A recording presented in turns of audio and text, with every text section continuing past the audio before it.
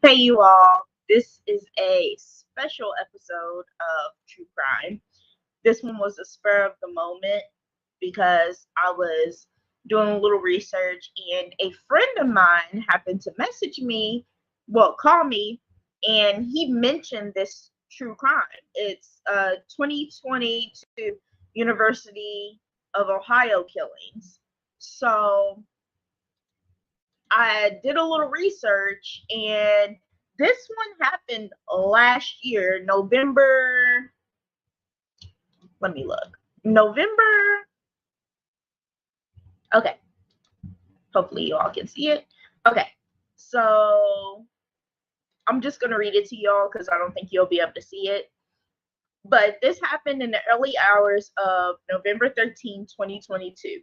Four University of Ohio students were fatally stabbed in an off-campus residence in Moscow, Idaho. On December 30th, 28-year-old Bryan Christopher Kohberger was arrested in Monroe County, Pennsylvania on 4 counts of first-degree murder and 1 count of felony burglary. So his trial is currently set for October 2023, and they want the death penalty. So apparently, I'm going to go and we're going to watch a few videos, like a few of the YouTube videos, but I wanted to tell you all, like, what he did. So a little background about it is the students live in a rented off-campus home in rural college town of Moscow, Idaho. And it's a 3-story home and it has 6 bedrooms, 2 on each floor. So on that night, he stabbed Kaylee, Madison, Zena, and let me find a boyfriend, Ethan.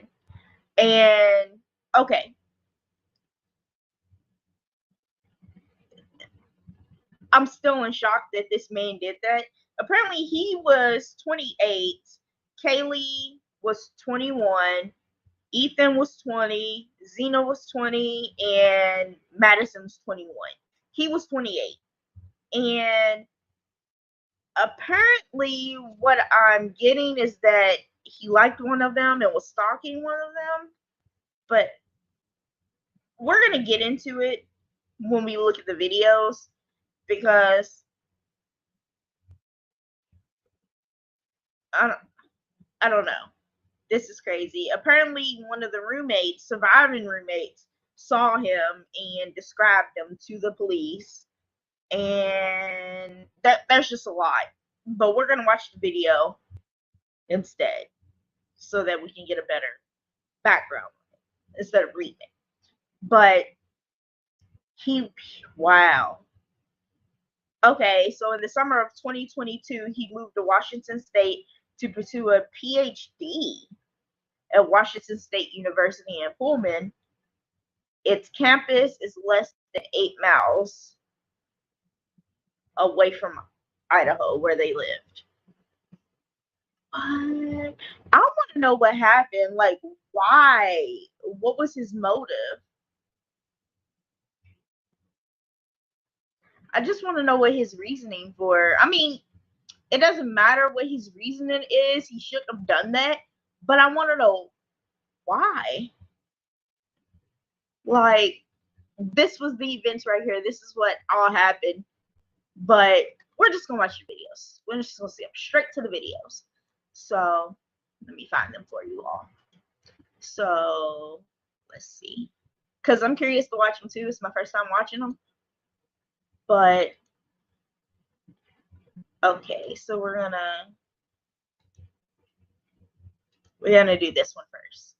And this one is the University of Idaho murders, a detailed visual timeline. And this is ABC News. Shout out to ABC News. But that's Kaylee, that's Madison, that's Zena, and that's Ethan. Them two were a couple. And then those was the roommates. We'll see. Because I'm curious too, because I haven't watched it yet. So here we go. On November 13th, 2022, these 4 university students were discovered stabbed in their home in Moscow, Idaho. Local police described the case as very complex, and it took more than 6 weeks for a suspect to be arrested. We pieced together information from a case affidavit released by authorities, verified publicly available evidence, and pulled in ABC News reporting to create a visual timeline outlining significant events in this case. I'm Emmanuel Saliba, a senior reporter with ABC News. It's around 9 p.m. local time on Saturday, November 12th in Moscow, Idaho. According to an affidavit released by authorities, Zana Kernodle and her boyfriend Ethan Chapin are seen hanging out at the Sigma Chi house. It's about a 5-minute walk from their off-campus house on King Road. Zana's roommates Kaylee Gonsalves and Madison Mogan are at the Corner Club. It's a historic sports bar in town. They stay at the bar for about 3 hours, according to an affidavit released by authorities. And around 1:30 a.m., Kaylee and Maddie leave the corner bar. The next available images we have of them are in this surveillance footage obtained by ABC News. They're heading towards a local food truck, which is about a 6-minute walk from the bar. Police say this man with them is not a suspect.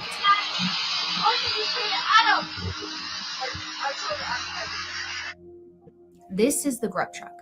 They have been streaming live on Twitch since about 10 p.m. And around 1:41 a.m., we see all three of them walk into frame. Maddie and Kaylee order food. Have a good night. Bye.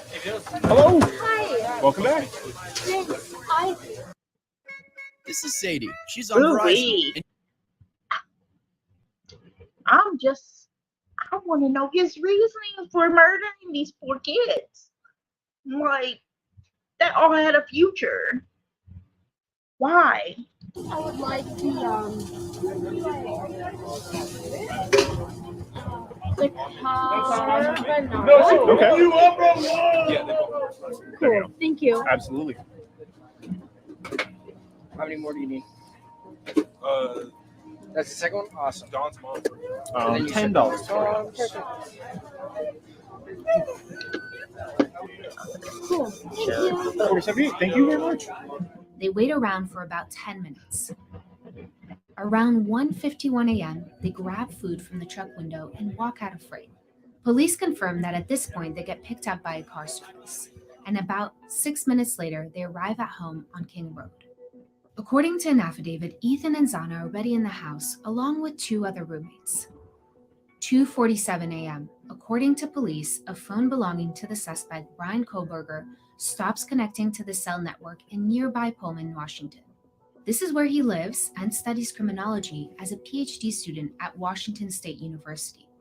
2:53 a.m., authorities say a white sedan consistent with a vehicle registered to Kohberger is seen traveling towards the highway that connects Pullman and Moscow.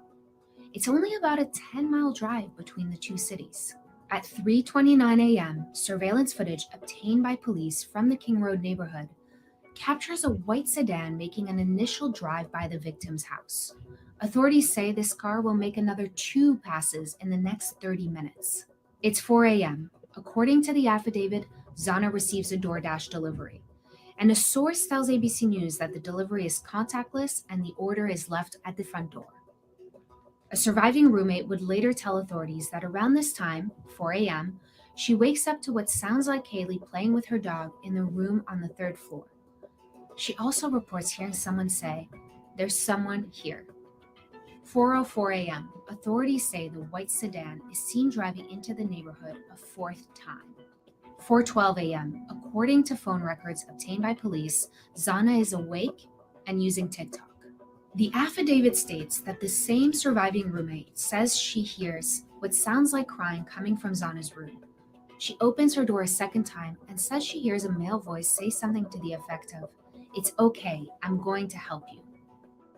At 4:17 a.m., this security camera on a neighbor's home picks up distorted audio of what sounds like voices or a whimper followed by a loud thud. A dog can also be heard barking numerous times. This camera is less than 50 feet from Zana's bedroom.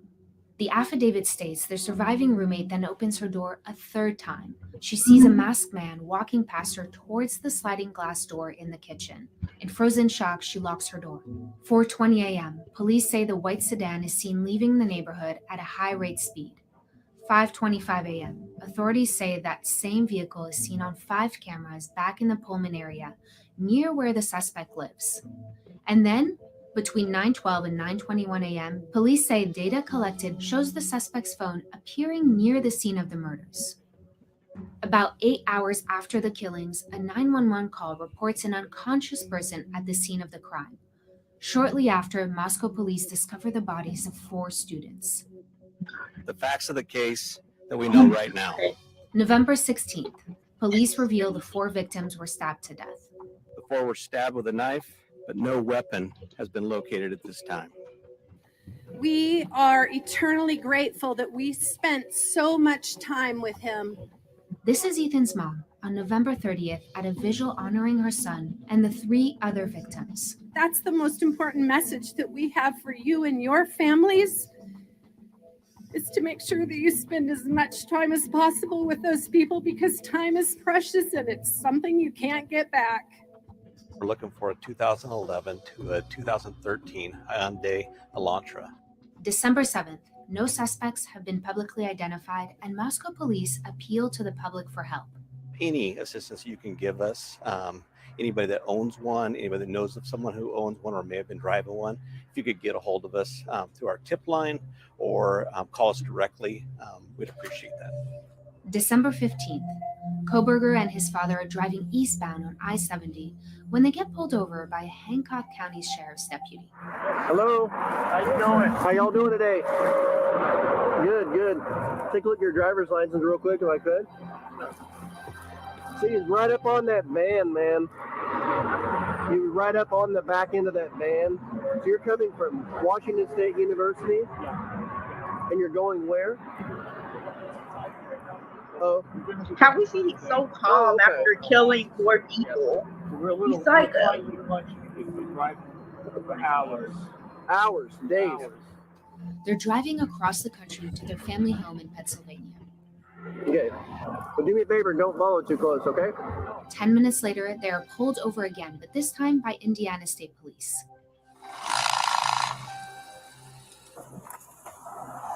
Both departments would later say they had no identifying information on the suspect at the time of these stops or the alleged vehicle involved. The Indiana State Police added in another statement that its agency wasn't directed by the FBI to make the traffic stop. 15 days later, Kohberger is arrested in Pennsylvania.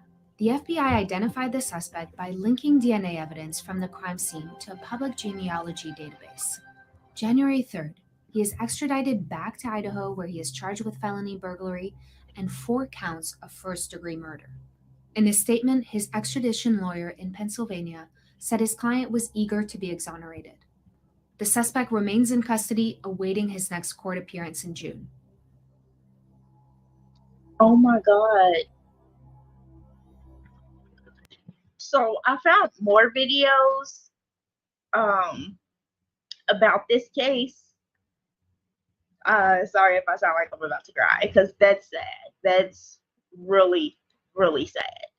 So I'm gonna do this one next. This one is Idaho quadruple murders, everything we know so far. So this is everything we know so far, and this is Law and Crime Network. And wow. Okay, so this is everything we know so far. This one's 21 minutes long, but I'm not going to play it all, but you all can play it on your own time, because I want to get to the Idaho student murders latest development in the Bryan case. So apparently they are going for the death penalty for this case, which I completely, usually I don't support the death penalty, but in some cases, the brutality of this murder and what he did to those students, maybe, not maybe, but it is a good choice for him to get the death penalty. He is guilty, and I'm just like, what, why? That's all I have to say, why. But here's the video right here. Long holiday weekend, as police seem to have few leads in the murders of 4 students at their home off campus.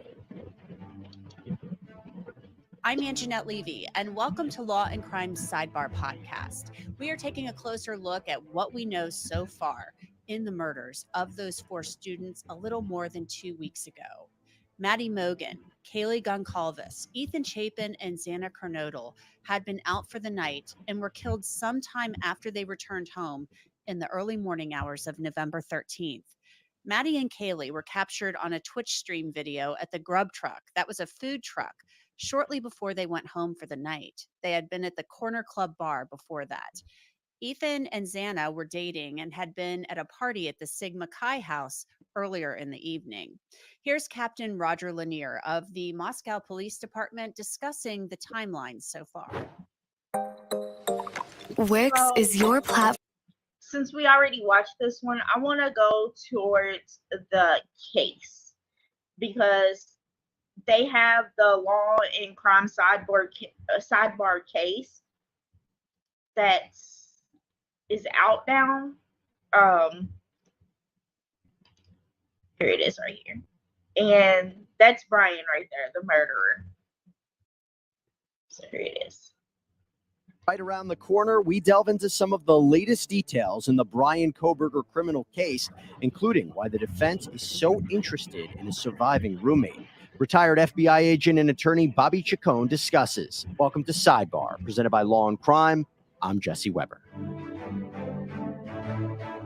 I have covered a lot of stories at Law and Crime, okay? But if there's one thing I can tell you throughout all of them, it is that you have to stay safe. And that is where Palm pepper spray can really help. You see, this is a discreet but powerful personal defense tool. A knife like what I have. Shoots up to 12 feet using the strongest legal formula of pepper spray. It's super safe, easy to use, ready to fire. All you got to do is just point and spray.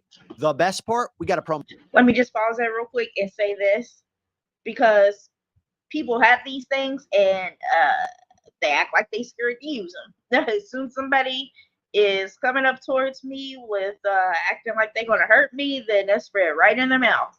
I don't care. Promo code for you. You can save 10% by using code LAWCRIME10 at palmpepperspray.com, and always remember to call 911 if you see somebody in trouble. Definitely. All right, so before we even begin, let me just first apologize for the background. I kind of look like the supreme leader from the Star Wars movies. It's a work in progress. We've heard your comments. We're trying to figure it out. In the meantime, let's get into the Bryan Kohberger case, because this is something we haven't focused on in a little bit, and we really should. As we know, the 28-year-old former criminology student is charged with 4 counts of first-degree murder and burglary in connection with the brutal slayings of 4 University of Idaho students back in November of 2022. Kaylee Goncalves, Madison Mogan, Xana Kernodle, and Ethan Chapin.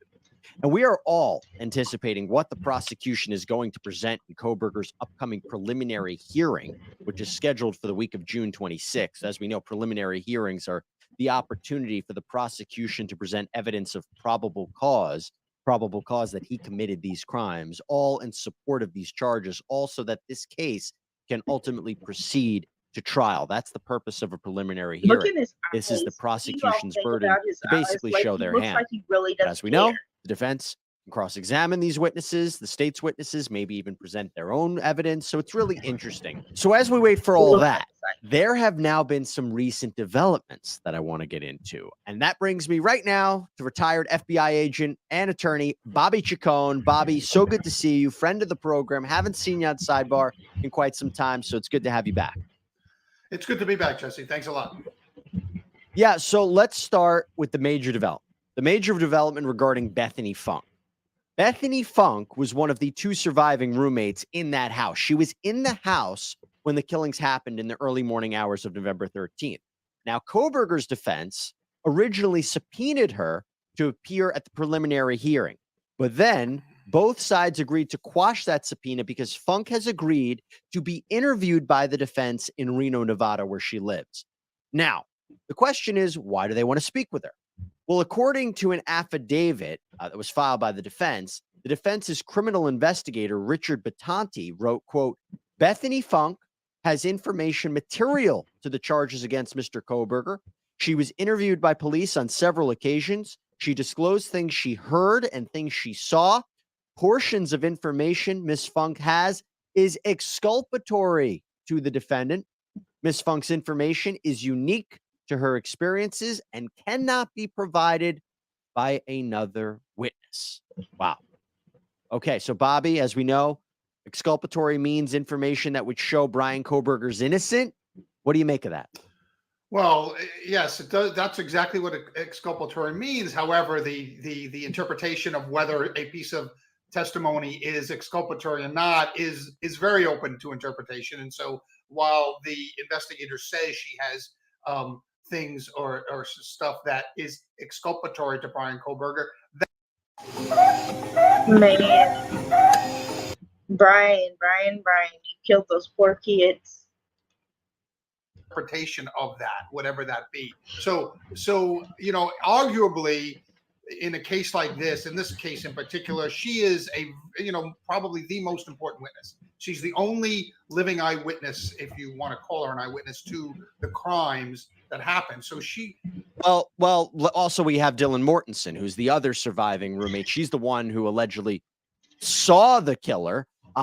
So it's that's a whole separate issue. Both of these people in the house are really the only two eyewitnesses, so to speak. And so the defense is going to want to get into them as much as they can. They want to, what we call dirty them up if they can at trial, and anything that they can get to before trial helps them. So any statement, as part of the discovery process, that the defense gets all of the statements that this witness has made to the police, in any way. And so they've reviewed those statements now, and they want to talk more at length about those things to this witness before cross-examination, because I've had it where in my own statements where defense litigators will get into the littlest detail that you give and try to make you give an inconsistent statement prior to trial, so they can bring that out at trial as an inconsistent statement and maybe look like your memory is bad or you're lying or you really don't know what you're talking about. That's particularly important in cases of like height. I've seen it done in height where the witness will say the guy was about 5'8", and then the police say, well, could he have been 5'8" or 5'10"? And the person says, well, yeah, he could have been 5'8", 5'9", 5'10" in that area. And then the defense says, well, if he could have been 5'8" or 5'10", could he have been 6 foot or 6'1"? And now you've got somebody from 5'8" to 6'1", and they dirty up a witness that way, and then the witness's recollection looks really unreliable. And so in this case, I think what they want to do is they want to get into some of the details of what they told police and try to create seemingly inconsistencies. Yeah. Exculpatory is kind of that big word. I mean, it makes you basically saying, oh, we can definitively prove that he didn't do it. There's another suspect. We don't know. I mean, exculpatory is the word that they chose. We know that her camp, when they were fighting the subpoena, basically said, quote, that this is without support. There's no further information or detail. And they're basically kind of, watering down what information she has. But here's what we do know.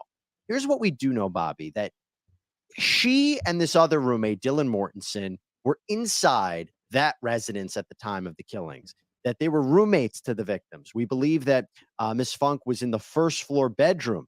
According to the probable cause affidavit that came out when they ultimately arrested Bryan Kohberger, according to Funk, she saw Ethan Chapin and Zana Kernodle at a fraternity house from approximately 9 p.m. on November 12th to 1:45 a.m. on November 13th.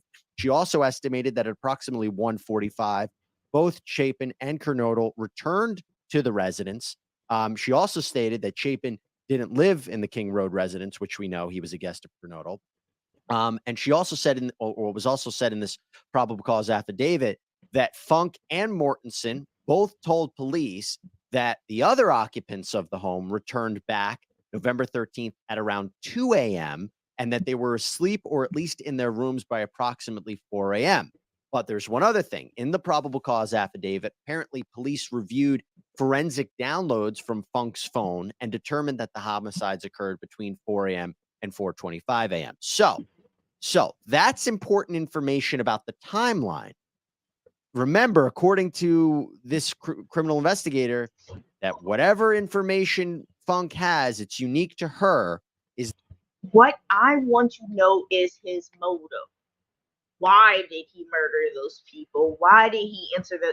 Why would he drive all the way from where he was living to drive around their area 4 times and then go in and murder them and then drive back home and then take his father to Pennsylvania to a family gathering with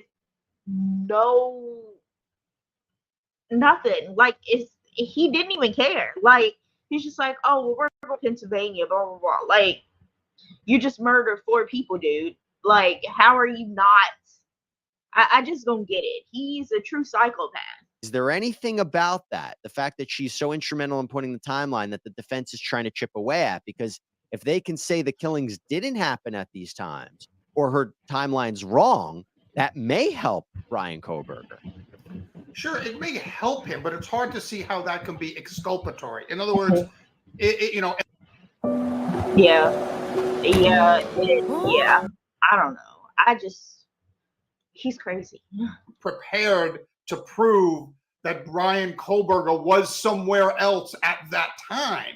If they can say, oh, well, it must have happened between here and here, but we have proof that Bryan was over here at that time, that can conceivably be exculpatory. But oftentimes the defense will say something like, well, this proves that there might have been somebody else in the house or something like that. And that's not necessarily exculpatory. You know, if there was somebody else involved in the crime, that's not necessarily exculpatory to this defendant. They might be they might be trying to say that, you know, you have video of his Elantra in a certain place at a certain time, and if the crimes happened here, how could he have been in that house when his Elantra is on video over here at that time? So they're trying to, you know, play with the timeline, and they may think they have something like that where, you know, if you're saying this is him and this Elantra, which we're going to say it is, well, then the times don't match because the Elantra's on video over here. And now I don't agree that that's what the timeline shows, but that may be the line that they're going down. The fact that they want to interview her now, which I'm not even clear if it's a deposition, it doesn't appear, it may be just an interview, is the goal there. I think it's to see what information she has that may ultimately lead them toward another path. Whatever she says, okay, now we know where we can find additional evidence that maybe we want to show at a preliminary hearing. Maybe we don't need Bethany Funk anymore to testify at a preliminary hearing, but she can give us information and evidence that we can then present. You think that's what's going on here for that interview in Nevada? Well, I think it's possible. It's also unusual. I mean, look, the defense usually gets all the statements from a witness, and then the first chance they get, I mean, depositions are generally the purview of a civil trial because most judges want civil trials to settle. Well, I guess they cut out. So we're just gonna pause it right yonder. We'll talk to the press. We're just gonna pause it right yonder, and I'm gonna say a few things. I really pray for this family, their families, because I just want to show you all a picture of them. Let me show you a picture of them because this is really sad. Like, this is really, really sad. And just the parents, like, yeah.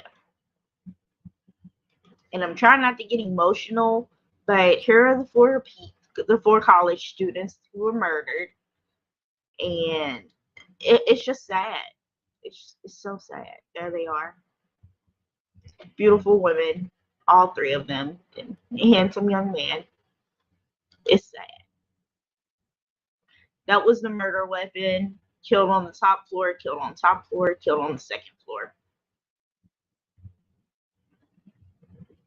That's sad. And then that was the weapon that he murdered them. Like,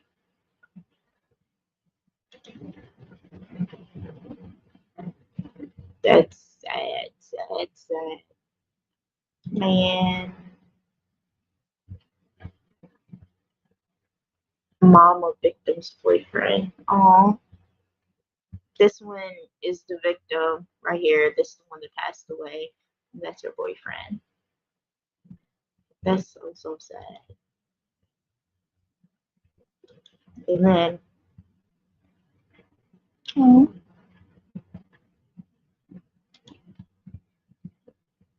there's that.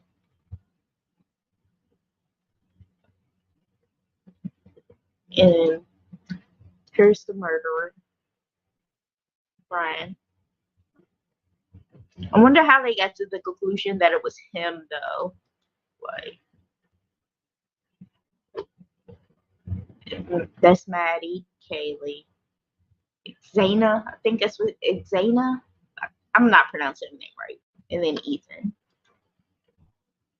Ethan was 20, 21, 20, and 21. That's so sad. Man. Just going through these pictures and just, oh, gonna make me cry. It really is. That's really, wow.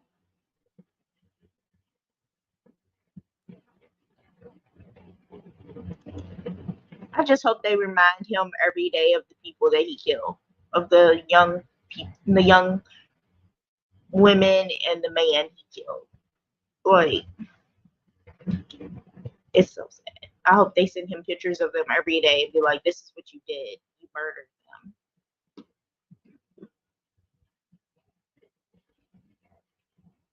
Like, I'm grieving with them and I don't even know them. Like, it's so sad. So sad.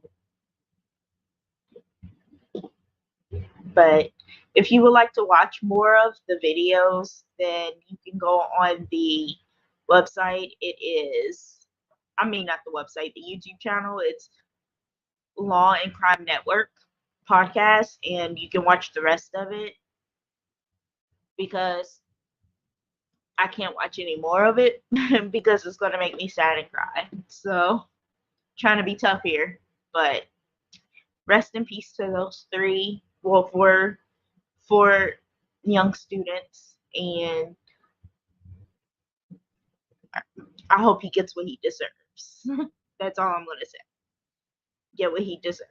Thank you all so much for listening to True Crime Podcast. I hope you all have a great day. Thank you all so much for watching, and subscribe to my YouTube channel. Bye.